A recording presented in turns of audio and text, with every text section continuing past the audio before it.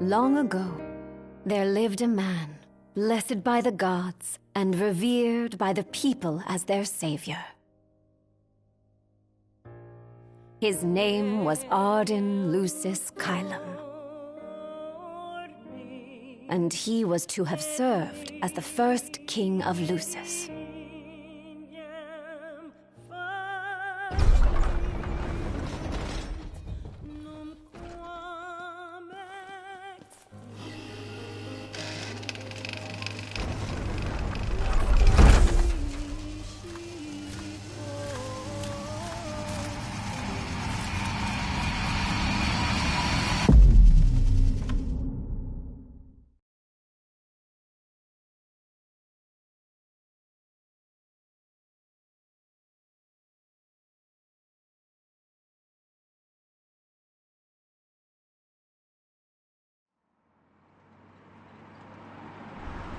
Tension between the two countries remains high, with neither nation showing signs of backing down. In other news, a member of the Border Patrol has been reported MIA since sometime before dawn this morning. The missing officer has been identified as 28-year-old Mars Sapientia. Although Officer Sapientia allegedly reported for duty at his appointed time, fellow officers say he disappeared soon after and has not been sighted since. Officer Sapientia is a tall, fair-skinned male and was last seen wearing his Border Patrol fatigues. Anyone with information on Officer Sapientia's whereabouts are requested to contact the Crown City Police immediately. And now a word from the Public Information Bureau. Today marks the anniversary of the founding of the Kingdom of Lucis. The Founders Day Committee has prepared a number of attractions in honor of this auspicious occasion, including a parade around the Citadel as well as a statue of the Founder King himself. All are welcome and encouraged to participate in today's festivities. This has been a message from the Public Information Bureau. What about you? Now, on to the weather. Shouldn't you be looking for your buddy? Today in the Crown City, we expect mild and sunny weather with nothing but blue skies. I'm on special The Borderlands assignment. may experience some inclement weather, starting in the evening and continuing throughout the night. That concludes today's news and weather.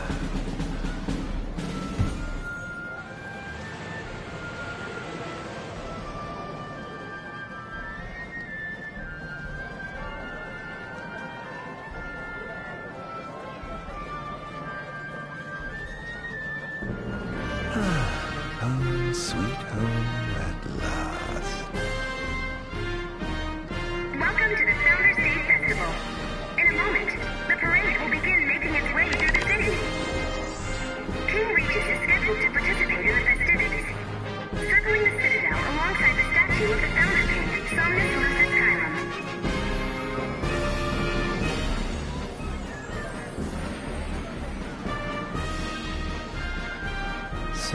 This is the city's somnus built. Built on the back of his own flesh and blood. Just look at them, free of care and unaware of the war beyond their wall.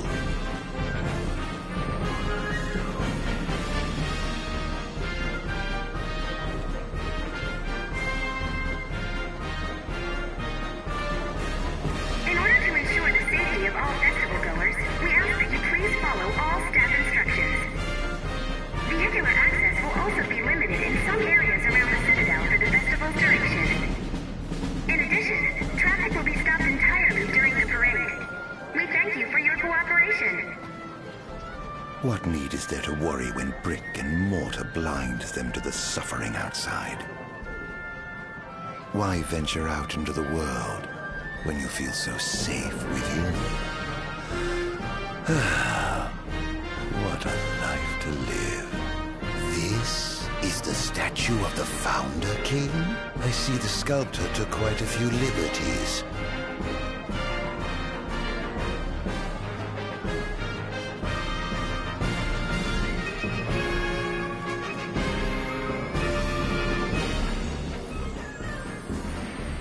And that must be the king's castle.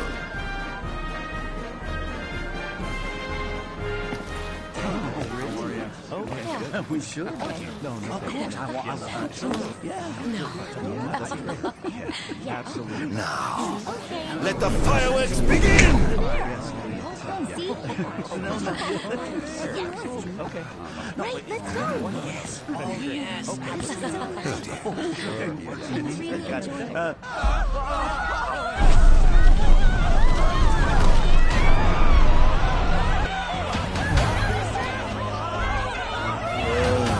Cursed be the waving beams of the gods.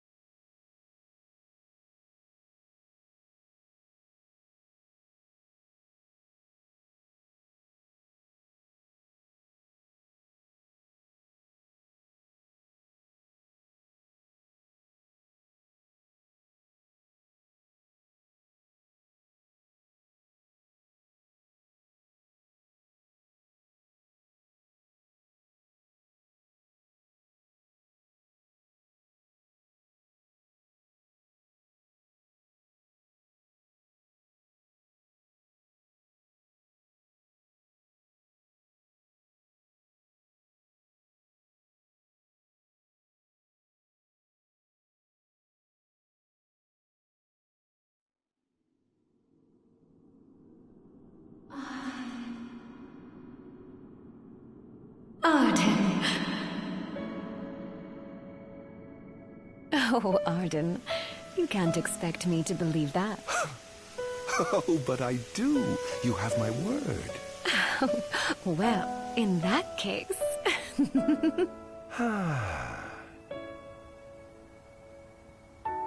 You look exhausted, my love. Are you all right? I am. The gods bless me with a power and a purpose to cure people of what ails them. I must see their will be done. Your devotion shall not go unnoticed. The gods will doubtless be watching over you. Just as I shall be watching over you every step of the way.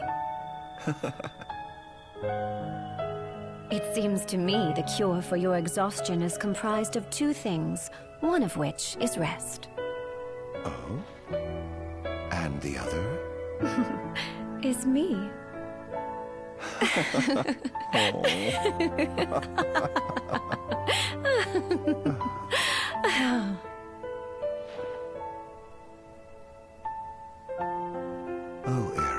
Pray be with me, always.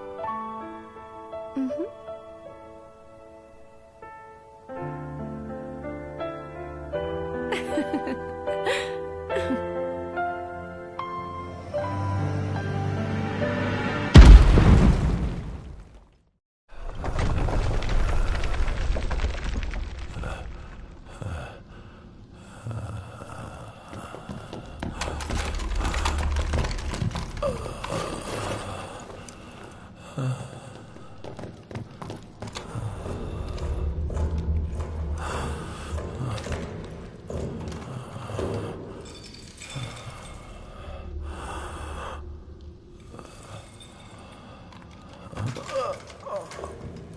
He's alive.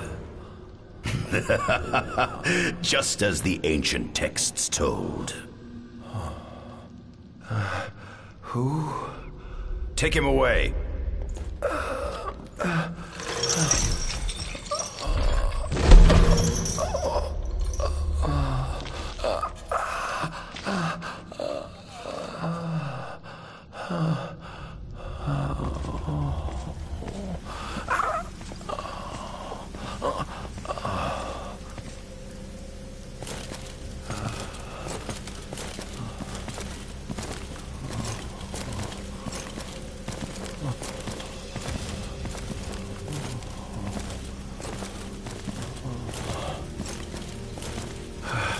Don't touch me.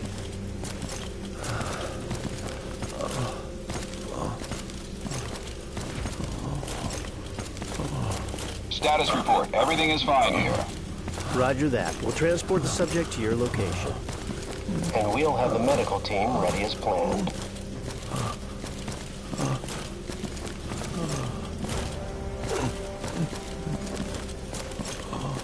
What's the situation over there? Nothing to report. We're just...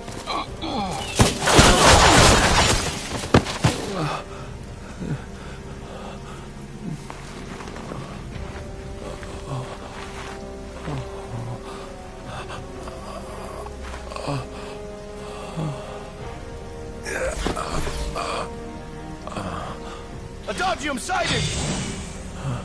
Adagium? Get it back in the cell, no matter what. We can't let that thing off this island. Stop. Cease this. Cease this. At once!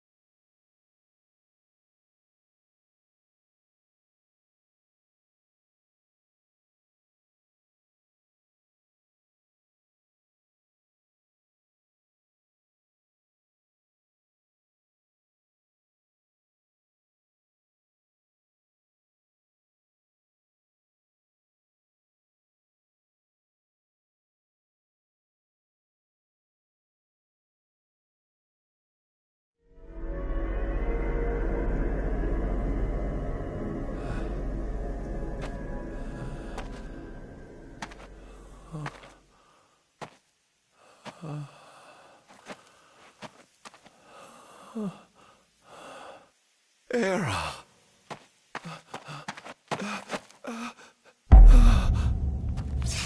Somnus. Forgive me, brother, but the throne seats only one. Era! Gods, no!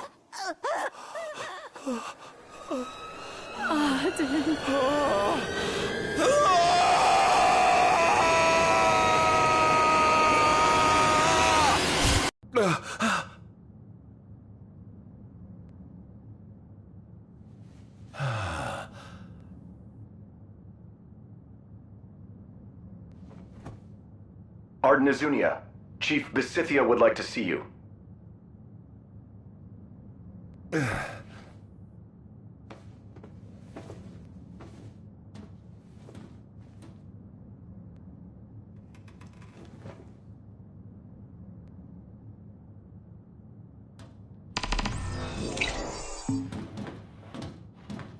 Might as well head out.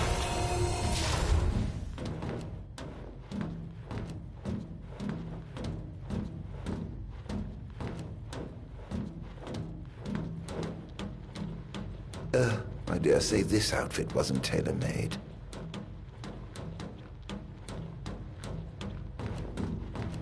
Not the most enthralling view. Not the most enthralling view.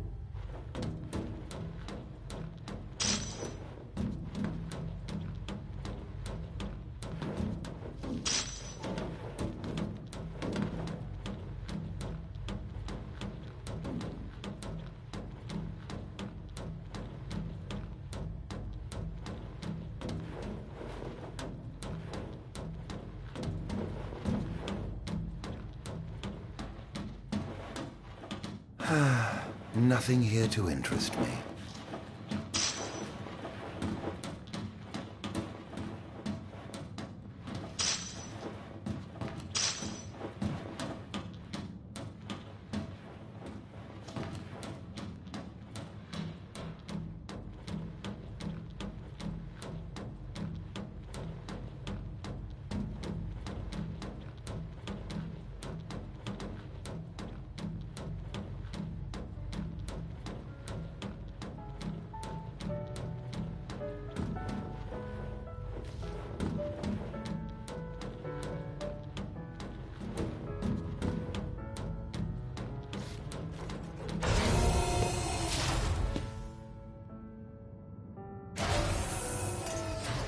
Come, have a seat.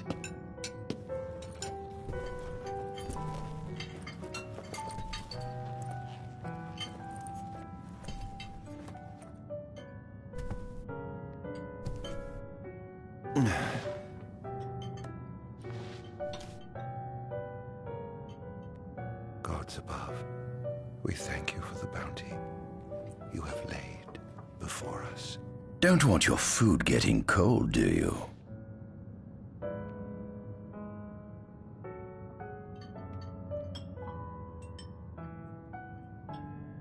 Are you enjoying your stay?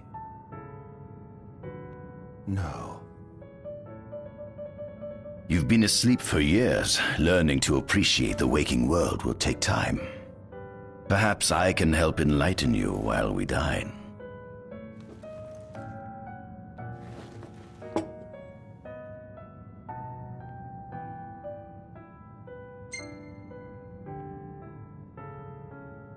Was your examination of me a fruitful one?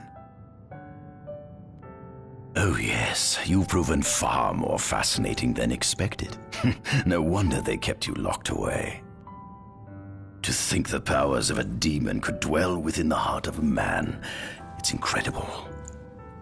The Star Scourge doesn't sap your life force, it gives you more. Your cells can regenerate themselves, and you can demonify other life forms as well. There's no doubt you are... A monster. Not a monster, a marvel.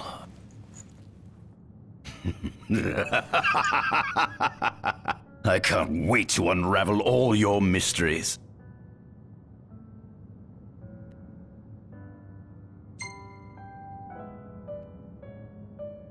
How long has it been since you brought me here? 204 days. Roughly 7 months or so. Then again, the Lucians had you locked away in that prison for nearly 2 millennia. I'd be more surprised if you hadn't lost all concept of time. You must loathe those Lucians for what they did to you.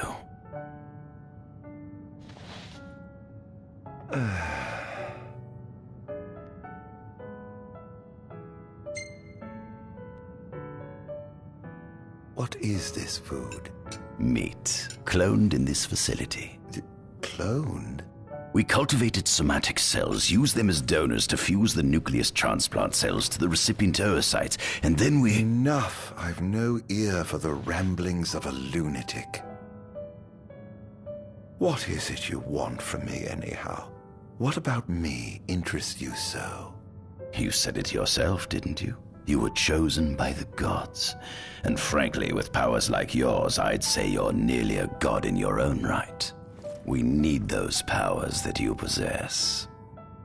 With your strength on our side, we could finally put an end to the gruesome war with Lucis. You too must desire the fall of the kingdom that cast you into exile. My desires are all in the past. The man who wronged you may have died long ago, but his descendants live on to this day. Surely you must bear them some feelings of ill will. My feelings are none of your concern.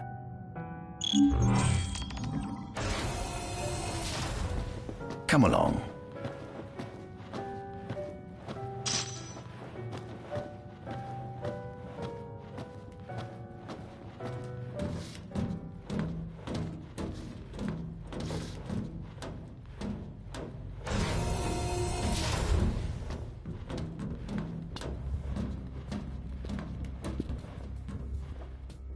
This is the fruit of my labor. A small portion of it, that is.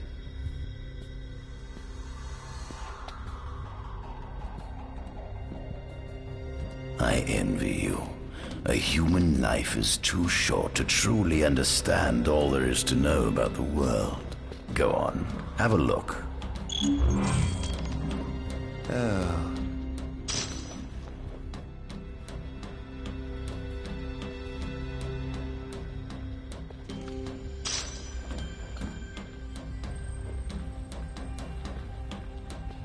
This is our world? It has been estimated that Eos came into existence some 4.5 billion years ago. Ancient myths tell tales of 6 protector gods who first alighted upon Eos in the ancient Solheim era. Fossils thought to be remains of the oldest members of the human race were discovered in the Pistala region. Some claim that humans discovered fire in the Sukarp region even before the dawn of the Solheim civilization.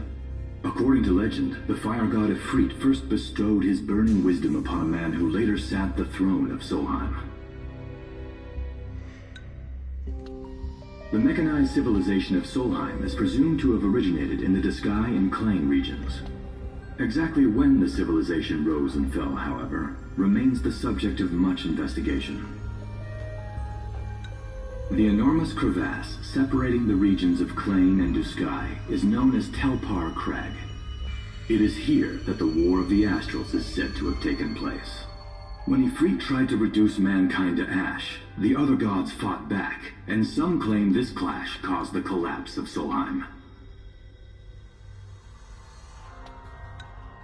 It is said that Ifrit, having lost the War of the Astrals, was interred atop the Rock of Ravito.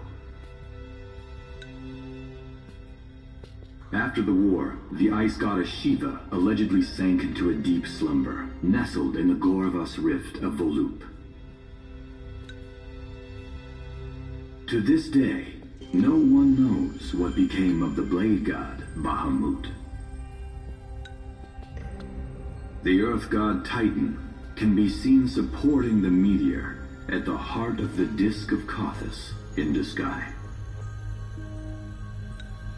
As for the storm god Rama, legend has it he sealed himself away within Fosha Hollow in Duskai. The sea goddess Leviathan disappeared in the wake of the war. Some say she swam below the waves and slumbers beneath the city of Altisha.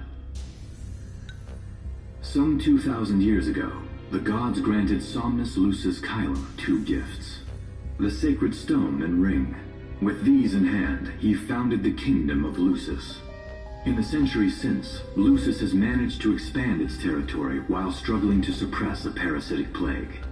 As of ME 722, Mor's Lucis Chilum sits the throne as the 112th monarch of his line. Regis Lucis Chilum is King Mor's firstborn son, and first in line to succeed his father.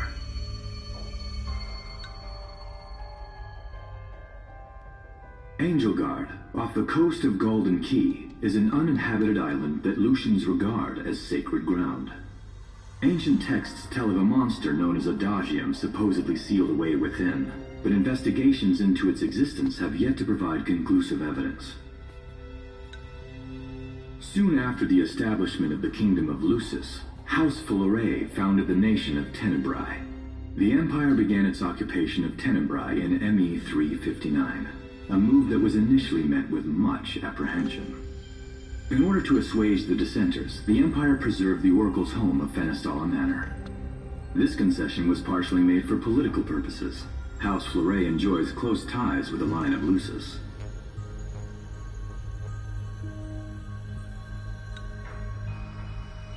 The Accordo Protectorate has developed into a bustling league of towns at the heart of maritime trade. In ME 606, the Empire won an important battle against the allied forces of Lucis and Accordo, and in turn, annexed the Protectorate. The country is steeped in traditions and cultures that are incompatible with imperial rule, so the Empire has permitted it a measure of relative political autonomy. Centuries after the founding of Lucis, a movement to revive the lost civilization of Solheim arose around the Weltham region. Leading the charge was House Aldercat, whose brave deeds brought about the rise of the Niflheim Empire. The Empire built upon Solheim's magic technology and employed it for military use. This new firepower helped the Empire fell its foes, taking Tenebrae in ME 359 and Accordo in ME 606. As of ME 722, under the direction of Emperor Aedalus Aldercat, the Empire is developing new arms fusing magitech with demons. Vestiges of the ancient Solheim civilization can still be seen in the ruins of Piteous and Steeleth Grove.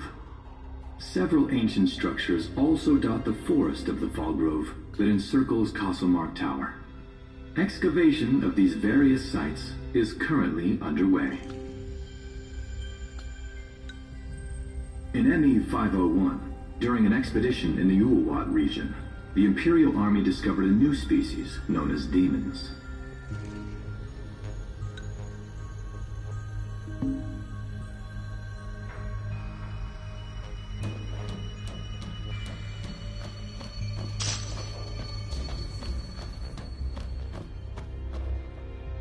At center, we see what I presume to be Lucian warriors and the kings of yore.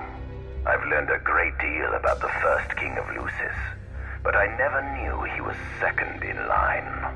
It seems to depict a legend in which the chosen king dispels the darkness. If that's true, does that mean Lucis intends to someday stand above all others? Their trifling tales mean nothing in the face of our superior technology. Only we can restore balance to our world. At the top of the painting, we see the Oracle herself. The bloodline of the Oracle is one of the oldest in Eos, originating with Eromirus Fleuret. Only they possess the power to commune with the gods. This painting depicts the Oracle as some goddess of light herself. She'd doubtless prove a powerful ally if she could be persuaded. On the sides of the frame, we see the Hexathian. Conspicuously absent is the traitorous god of fire who started the Great War of old. Perhaps developing a deeper understanding of the demons will bring us closer to comprehending their divine counterparts. But what if I were to find a way to combine those two disparate elements? By my estimation, the grotesque creatures depicted here are likely demons. Could this mean these monsters will be harbingers of the apocalypse? If only we could find a way to harness their power for ourselves. The line of Lucis was chosen to eradicate evil from Eos. And with the divine on their side, how could they fail?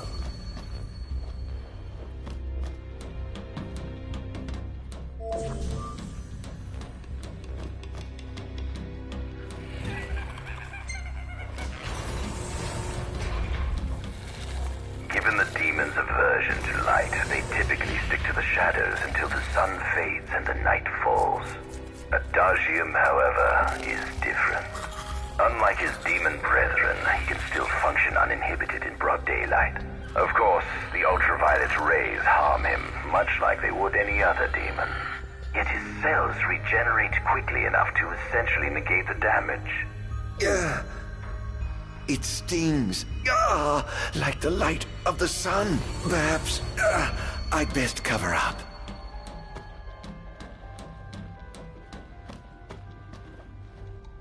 Demons were first officially recognized as a new species roughly 200 years ago.